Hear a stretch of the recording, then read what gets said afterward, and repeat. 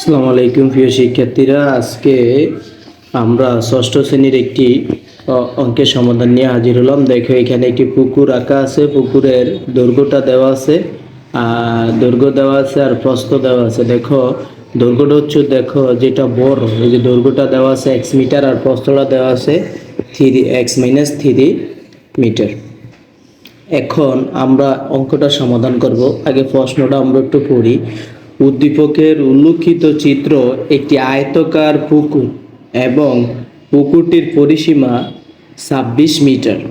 এক চলক বিশিষ্ট সরল সমীকরণের মাধ্যমে পুকুরটির দৈর্ঘ্য নির্ণয় করো। ওকে, তা এখানে আমাদেরকে বলছে পুকুরের দৈর্ঘ্যটা নির্ণয় করার জন্য, যে পুকুরে শুধু দৈর্ঘ্যটা বের করব। এখানে পরিসীমা দিয়ে দিছে, তো আগে তোমাদের পরিসীমা সূত্রটা মুখস্থ থাকতে হবে। যে পুকুরের পরিসীমা সূত্র, যে আয়তাকার ক্ষেত্রের যে কোনো ক্ষেত্রের পরিসীমা সূত্র হচ্ছে 2 × দৈর্ঘ্য যোগ প্রস্থ। তো আমরা আগে কি করলাম, যেহেতু আমাদের দেওয়া আছে প্রস্থের মান আর হলো দৈর্ঘ্যের মান, আমরা আগে এটা নোট করে নিলাম। ঠিক আছে, তো এই যে আমরা এখানে দেখো সমাধান নিয়ে করে রেখেছি। দেখো দেওয়া আছে দৈর্ঘ্যটা কত ছিল, x মিটার ছিল, আর প্রস্থটা দেখো ছিল x-3 মিটার। ওকে, তো আমরা যেহেতু এখানে ক্ষেত্রফল বলে নাই, এখানে শুধু পরিসীমা বলছে, এই জন্য আমরা লিখছি আয়তক্ষেত্রের পরিসীমা সূত্রটা লিখছি 2 × দৈর্ঘ্য যোগ প্রস্থ। দেখো, অঙ্কটা পারতে হলে তোমার পরিসীমা সূত্রটাকে মুখস্থ রাখতে হবে। তো এখানে সূত্রটা আমরা লিখে রেখেছি 2 × দৈর্ঘ্য যোগ প্রস্থ।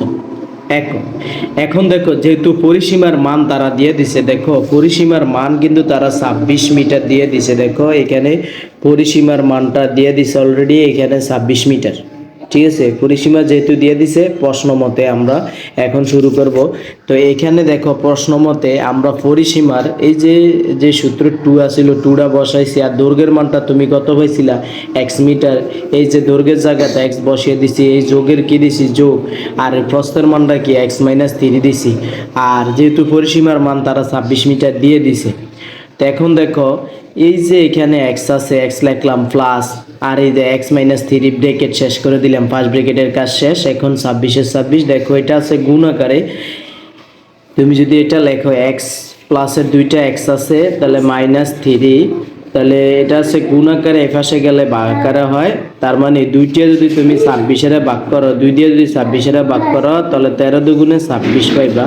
তাহলে x-3 মানটা তোমরা 13 পাইবা। x-3 = 13।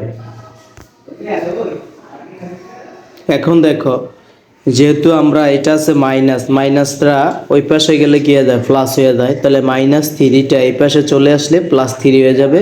তাহলে এই 2x এর 2x, আর এখানে দেখো 13 আর 3 হচ্ছে কত, 14।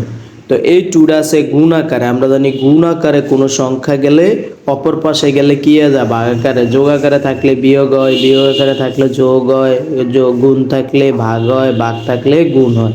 তো আমরা 2 এর নামটা 14-এর ভিতরে যদি পড়ি, 7 দুগুণে কত, 14, 7 বাদ যায়, তাহলে x এর মান হচ্ছে 7 মিটার। তাহলে আমাদের চাইছিল কি, পুকুরের দৈর্ঘ্যটা।